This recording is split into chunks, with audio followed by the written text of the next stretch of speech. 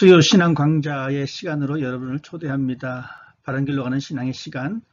오늘 우리가 함께 이야기할 것은 교회에 관한 이야기를 함께 이야기해 보려고 합니다. 교회를 지칭하고 있는 성경의 단어들을 통해서 우리가 섬기고 있는 이 교회의 정확한 의미와 뜻을 함께 발견해 보려고 합니다. 여러분, 구약 성경과 신약 성경에는 교회를 가리키는 단어들이 있습니다. 그 단어를 하나하나 살펴봄으로 인해서 현대 우리가 다니고 있는 이 교회의 모습들에 대하여, 교회의 습성들에 대하여, 교회의 성격들에 대해서 함께 신앙의 모습을 점검해 보려고 합니다. 여러분이 생각하고 있는 교회란 어떤 곳입니까? 흔히들 우리는 매주일 교회 간다라고 이야기합니다. 혹은 당신은 교회를 다니십니까? 라는 물음도 가끔 할 때도 있습니다. 그리고 나는 교회를 열심히 다니고 있습니다. 라고 이야기할 때도 있습니다. 여러분, 어떠한 의미를 가지고 그렇게 묻고 대답하시는지, 그것이 과연 성경적인 개념에서 시작된 것인지, 아니면 막연히 내가 생각하고 있는 그러한 교회의 어떤 이미지를 가지고 그렇게 이야기하는지 함께 이야기를 나눠보도록 하겠습니다. 여러분, 교회를 가리키는 이 명칭들이 있습니다. 구약 성경에는 이 교회를 지칭하는 단어로서 칼이라고 하는 단어를 씁니다. 이 칼이라고 하는 이 단어의 원래의 뜻은 이렇습니다.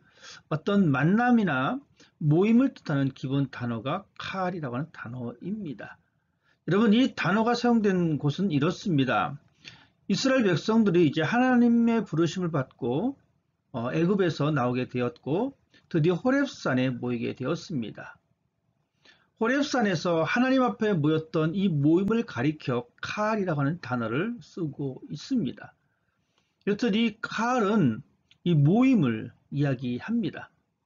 또한 구약 성경에, 또한 신약 성경을 통해서 우리가 자주 듣게 되는 말이 시나고게라는 말입니다. 영어 성경으로는 시네거그. 여러분, 이 말의 뜻은 유대인들의 어떤 회중의 모임을 지칭할 때 쓰는 단어가 시나고그라고 하는 단어입니다. 이 말이 이제 한국말로 번역되었지만 이제 회당입니다. 우리가 알듯이 유대인들이 회당에서 모여서 그들의 모임을 지속했었을 그 상황들을 우리가 기억합니다. 여러분, 이렇듯 시나고게라고 하는 이 단어가 또한 교회를 가리키는 명칭으로 우리가 생각해 볼 수가 있습니다. 또한 우리가 많이 알고 있는 이 에클레시아라고 하는 이 단어입니다. 이 단어는 아마도 여러분 많이 들어보셨을 것입니다. 에클레시아, 교회를 지칭하는 단어입니다. 그런데 이 단어의 원래 의미도 이렇습니다. 불러 모으다라는 의미를 가지고 있습니다. 회집한다라고 하는 그런 의미가 이 에클레시아라고 하는 이 단어 속에 들어가 있다는 것입니다. 또한 이제 키리아콘이라고 하는 단어도 또한 사용합니다. 이 말은 주님께 속한 것이다라고 하는 단어입니다. 여러분, 이 단어에서 이 church라고 하는 이 단어가 나왔습니다. 이렇듯 성경은 교회라고 하는 명칭을 표현해주고 있는데 이 칼, 시나고게, 에클레시아, 키리아콘 이러한 이 단어들을 통해서 교회의 어떠한 기본을 보여주고 있는 그 단어들을 우리들에게 이야기해주고 있는 것을 볼 수가 있습니다. 자, 그러면 구약 성경에서 나타나고 있는 이 단어의 의미를 좀 더 우리가 세심하게 살펴보려고 합니다. 말씀드렸듯이 이 칼이라고 하는 단어입니다. 여러분, 이 말은 호렙산에서 모여있는 그 무리들을 지칭한다라고 제가 말씀을 드렸습니다. 즉, 칼은 구약 성경에 나타나 있는 하나님께서 택하신 이 백성들, 하나님의 선민이죠. 그 백성들의 모임을 가리켜 칼이다라고 이야기합니다. 그래서 구약 성경에 보면 어떤 단어들을 많이 보게 되었냐면 여호와의 총회에 들어오지 못하는 사람, 하나님의 총회에 참석하지 못하는 사람들이라는 표현이 있습니다. 이 말은 뭐냐면 하나님께서 택하신 백성들의 그 모임에 들어올 수 없다는 이야기입니다. 여러분, 그래서 이 칼이라고 하는 이 단어가 이렇듯 구약 하나님의 택하신 백성들의 모임을 가리키고 있습니다. 또한 이 칼과 더불어 에다라고 하는 단어를 우리가 볼 수가 있는데, 이 에다라고 하는 이 명사는 어떠한 특정한 장소, 즉 지정된 장소에서의 모임을 이야기해 주고 있습니다. 즉 이 단어를 사용함에 있어서 중요한 것은 하나님께서 지칭하신 장소에 있느냐 있지 않느냐라는 것입니다. 여러분, 이 에다라고 하는 이 단어를 통해서 분명히 우리가 또한 생각해 볼 수 있는 것은 하나님과 분명히 연관되어 있다는 이야기입니다. 하나님께서 그곳을 지칭했느냐 그렇지 아니했느냐라는 것이죠. 이렇듯 우리가 교회를 이야기할 때에 칼이라고 하는 단어와 에다라고 하는 이 단어를 통해서 좀 더 의미를 분명하게 알 수 있는 것은, 교회를 생각할 때에 먼저 하나님의 백성의 모임이다. 또한 하나님께서 지정하신, 하나님께서 말씀하신 장소에서의 모임이다라는 사실을 우리가 생각해 볼 수가 있습니다. 자, 그러면 교회를 가리키는 이 단어를 통해서 우리가 이해할 수 있는 것이 있는데, 이 교회를 의미하고 있는 이 단어 속에서는 분명한 선의에는 이렇습니다. 이 모임은 인간의 이해를 도모하기 위한 모임이 아니다라는 것입니다. 여러분, 인간의 이해를 추구하기 위한 모임이 교회가 아닙니다. 또한 이 교회라고 하는 이 공동체는 세상의 영향으로 만들어진 공동체가 아닙니다. 세상의 영향으로 만들어졌다는 이야기는 여러분, 인간의 이해를 도모하기 위한 모임으로 전락할 수가 있습니다. 하지만 구약 성경에서 가리키고 있는 이 단어를 통해서 우리가 분명히 기억할 수 있는 것은, 이 모임은 인간의 이해를 도모하기 위한 모임이 아니다라는 것입니다. 또한 세상의 영향으로 이루어진 공동체가 아닙니다. 그러면 이 공동체의 의미는 무엇이냐? 하나님의 부르심을 받아서 모인 공동체입니다. 여러분, 칼이라고 하는 이 단어를 통해서, 에다라고 하는 이 단어를 통해서 우리가 다시 한번 생각해 볼 수 있는 것은, 이 모인 무리는 하나님의 부름을 받아서 모인 공동체이다라는 사실입니다. 즉 하나님의 백성으로 부름을 받았습니다. 즉 선민이죠. 하나님께서는 우리들에게 이렇게 말씀해 주고 있습니다. 내가 너를 지명하여 불렀나니 너는 내 것이라. 여러분, 이스라엘 백성들을 향해서 말씀하셨던 이 말씀을 통해서 이스라엘 백성들은 하나님의 백성으로 부름을 받았습니다. 하나님의 백성으로 부름을 받았기 때문에 이제 저들은 하나님의 뜻을 도모하기 위해서 부름을 받았습니다. 여러분, 어떤 모임이든지 간에 어떤 단체든지 간에 추구하는 가치들이 있습니다. 자, 그러면 교회라고 하는 곳의 가치는 무엇인가? 그것은 바로 하나님의 뜻입니다. 하나님의 영원하신 뜻을 이루기 위한 것이 바로 교회다라는 사실입니다. 여러분, 우리가 알다시피 이 교회라고 하는 이 명칭 속에는 지정된 장소에서의 모임입니다. 하나님께서 예비하신 장소, 하나님께서 지칭하신 그 장소. 여러분, 이 장소를 통해서 우리가 분명히 기억해야 할 것은, 우리의 신앙이 보이지 않는 것에 국한되어 있는 것이 아니라 우리의 신앙이 보이는 것과 밀접한 관계가 있다는 사실입니다. 여러분, 에다라고 하는 이 단어를 통해서 하나님께서 지칭하신 장소입니다. 인간들 눈에 보이는 그 장소입니다. 그렇기 때문에 우리의 신앙은 보이지 않는 개념과 보이는 개념의 긴장관계가 언제나 형성되어 있어야 된다는 사실입니다. 신앙은 눈에 보이지 않습니다. 하지만 신앙의 행위는 눈에 보입니다. 여러분, 구약 성경에 하나님께서 성막을 만들 것을 말씀하셨습니다. 성막을 통해서 이스라엘 백성들은 하나님을 어떻게 섬겨야 될 것인가를 배웁니다. 보이지 않는 하나님을 섬기는 방법을 배우는 것이 바로 성막이었습니다. 즉 보이지 않는 개념을 볼 수 있는 개념으로 만든 것이 바로 성막이라는 것이죠. 그래서 우리는 이 교회를 생각할 때에 눈에 보이지 않는 어떠한 개념이 아니라 교회라고 하는 이 공동체를 통해서, 교회라고 하는 이 것들을 통해서 눈에 보이는 그 관계를 우리가 분명히 생각하셔야 합니다. 이 말은 좀 더 우리 개인적으로 생각해 보았을 때에 우리 신앙의 개인주의입니다. 여러분, 신앙생활에 개인의 것만 강조해서는 안 되는 이유가 바로 여기에 있습니다. 하나님께서는 보이지 않는 개념을 보이는 개념으로 보여주셨듯이 우리의 개인 신앙생활도 마찬가지입니다. 물론 우리의 개인 신앙은 눈에 보이지 않습니다. 그렇다고 해서 우리가 나는 하나님 앞에서 올바르게 개인적으로 신앙생활 잘 하고 있다라고 주장할 수 없다는 이야기입니다. 우리의 신앙은 눈에 보이는 행위로서 드러납니다. 성경 말씀에 있는 것처럼 하나님을 사랑한다라고 하면서 그 이웃을 사랑하지 아니하는 자, 여러분 이것입니다. 하나님 앞에 드린다라고 하면서 사람들에게 함부로 대하는 그러한 모습들, 사람들에 대한 올바른 책임과 의무를 감당하지 않는 이 모습들, 이러한 모습들은 올바른 신앙생활이 될 수 없는 것과 같은 것입니다. 여러분, 보이지 않는 이 개념과 보이는 개념은 밀접한 관계가 있습니다. 자, 이것이 바로 구약 성경에서 이야기해주고 있는 그런 교회를 나타내는 단어들에 대한 기본적인 의미입니다. 자, 또 다른 단어가 있습니다. 시나고게, 회당입니다. 여러분, 이 회당은 구약에 나타난 교회의 개념과 신약에 나타난 교회의 개념의 어떤 중간적인 역할을 한다라고 우리가 볼 수가 있습니다. 이 회당이 생긴 이유는 여기에 있습니다. 이스라엘이 이제 바벨론의 포로로 멸망하게 되어집니다.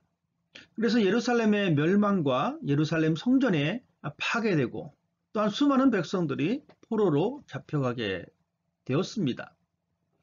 여러분, 이스라엘 백성들이 포로지에서 그들이 그렇게 중요하게 생각했던 이 성전에 대한 어떤 행위도 할 수 없게 되어집니다. 저들의 신앙은 성전 중심의 신앙이었지만 그러한 성전 중심의 신앙을 지속할 수가 없게 되었습니다. 그들은 차선책으로 작은 건물에서 모이기 시작하였고 이 작은 건물에서 율법과 하나님 앞에 드려진 예식과 의식을 진행하게 되었습니다. 포로로 잡혀갔던 이 이스라엘 사람들은 이 작은 건물, 이 회당을 통하여 저들의 신앙을 계속해서 유지시킬 수가 있었습니다. 즉, 그러니 그들은 이제 성전이 아닌 회당을 통해서 저들의 신앙을 이어가게 되어집니다. 이 시나고그, 이 회당은 저들의 신앙의 공동체로 모임의 장소였습니다. 이 말은 함께라고 하는 이 공동체적 의미를 가지고 있습니다. 즉, 함께 온다, 함께 가져온다의 의미를 품고 있습니다. 그렇기 때문에 이스라엘 백성들은 이 포로 생활에서 우리가 함께 하나님의 백성이다라는 사실을 잊지 않기 위해서 모여서 하나님의 율법을 배웠고 하나님 앞에 예배드렸고 저들의 삶을 함께 공유했던 장소입니다. 너도 나도 우리는 오직 하나님의 백성임을 드러내는 장소가 바로 이 회당이었다는 것이죠. 여전히 이스라엘 백성들은 이 회당을 통해서 유대인의 어떤 민족성을 잃어버리지 아니하였고 하나님의 백성, 선민으로서의 백성의 정체성을 가지고 있었습니다. 여러분, 또한 이 회당은 오직 공동 예배를 위한 모임입니다. 사적인 모임 장소가 아닙니다. 그들은 이 회당에 모여서 하나님을 예배하였고 그들의 신앙을 바르게 이어나갈 수 있는 그러한 모습으로 저들의 신앙을 만들어 갔었습니다. 자, 이제 우리가 또 잘 알고 있는 이 에클레시아라고 하는 이 단어입니다. 에클레시아입니다. 이 말은 어디로부터 빼어냄을 받은 물이다라는 겁니다. 즉, 이 에클레시아, 이 교회를 지칭하는 이 에클레시아라고 하는 이 단어는 하나님으로부터 빼어내어서 함께 모여있는 물이다라는 것입니다. 즉, 하나님으로부터 이 세상에서 부름받아 나와서 모인 무리, 그 공동체, 그 집합을 가리켜 에클레시아라는 단어를 씁니다. 즉, 이 에클레시아는 하나님으로부터 세워진 존재라는 것이죠. 여러분, 하나님으로부터 세워진 존재입니다.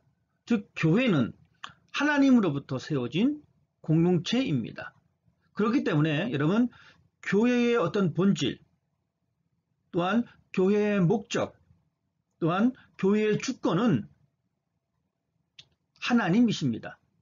왜냐하면 하나님으로부터 부름받은 무리이고 하나님으로부터 세워진 존재이기 때문에 교회의 모든 주권과 교회의 모든 목적과 교회의 모든 본질은 하나님과 연관이 되어져 있습니다. 또한 이 에클레시아는 분리되어진 무리이기 때문에 거룩한 단체입니다. 여러분, 그렇기 때문에 이 교회는 세상의 가치와 세상의 정신과 세상의 성격과 달라야 합니다. 하지만 우리들은 이것을 간과할 때가 있습니다. 세상에 세워진 단체이기 때문에, 공동체이기 때문에 세상의 가치와 세상의 정신과 세상의 성격과 유사해야 된다고 생각합니다. 여러분, 이것은 잘못된 생각입니다. 교회는 하나님으로부터 세워진 존재이기 때문에 세상의 가치와 정신과 성격과 분명히 달라야 함을 우리는 기억해야 합니다. 자, 그러면 구약 성경과 신약 성경에 교회를 지칭하는 그 단어를 통해서 교회란 과연 무엇인가? 여러분, 우리가 여러 사람들에게 이야기하고 있는 교회를 설명할 때에 항상 이 생각들을 간직했었으면 좋겠습니다. 교회란 하나님께로부터 부름을 입어 모인 무리다. 하나님께로부터 부름을 받았습니다. 그렇게 해서 모였습니다. 또한 교회는 하나님을 주님이라고 고백하는 성도들의 모임입니다. 여러분, 우리의 모임은 우리의 개인적인 만족과 행복을 위해서 함께 모여진 무리가 아닙니다. 그런 단체가 아닙니다. 여러분, 우리가 교회를 다닌다라고 할 때에 이 기본적인 생각들을 가지고 있으셔야 합니다. 하나님을 주님으로 고백하는 성도들의 모임이라는 사실입니다. 또한 이 교회는 하나님을 예배하는 사명 공동체입니다. 여러분, 우리의 사명이 무엇인지, 나의 사명이 무엇인지 그것을 먼저 생각하는 사람이 되어야 합니다. 성경은 교회를 가리킬 때에 하나님을 예배하는 것과 언제나 연결지어져서 우리들에게 이야기해주고 있습니다. 그렇기 때문에 우리가 이 교회를 통해서 하나님을 예배하는 것과 항상 밀접한 연관 관계가 있음을 여러분 기억하셔야 합니다. 또한 이제 마지막으로 교회란 그리스도를 통하여 하나님 앞에 모인 무리입니다. 여러분, 우리는 이 그리스도를 통하여라고 하는 이 단어에 주목할 필요성이 있습니다. 교회란 그리스도 예수와 동떨어질 수 없는 관계입니다. 교회란 우리가 그리스도 예수를 통해서 하나님 앞에 모인 공동체임을, 이 집합체임을 여러분 기억하셔야 합니다. 그래야지만 우리가 예수 그리스도와 떨어진 생각, 예수와 떨어진 행위들, 그러한 것들을 예방할 수 있다는 사실입니다. 자, 교회를 가리키는 어떤 성경의 어떤 용어들을 통해서 교회가 무엇인지 우리가 기본적으로 다시 한번 생각해 보았습니다. 여러분이 다니고 있는 교회란 바로 그러한 곳입니다.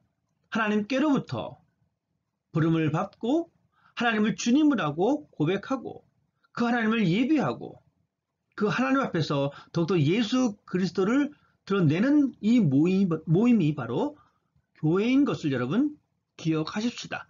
그것이 바로 우리가 교회를 섬기는 아주 기본적인 생각이요. 또한 이 생각의 틀 위에서 우리는 교회가 또 어떤 방향으로 나아갈지를 다시 한번 결정할 수 있다는 이야기입니다.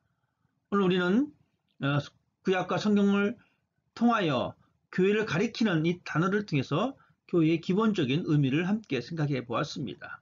여러분, 이 생각 속에서 여러분의 교회관을 다시 한번 정립하시고 또한 이후에 함께 배워나갈 교회의 어떤 작은 속성들에 대해서 우리가 더욱더 의미 있는 그런 시간으로 채워나갔으면 좋겠습니다. 우리가 섬기는 교회는 하나님의 부르심을 고백한 모임이요, 단체입니다. 여러분, 그 단체를 더욱더 아끼시고 그 모임을 더욱더 아끼시고 그 모임에 하나님의 이름이 드러날 수 있도록 여러분 힘써 신앙을 감당할 수 있는 여러분이 되시기를 주님의 이름으로 부탁을 드립니다. 감사합니다.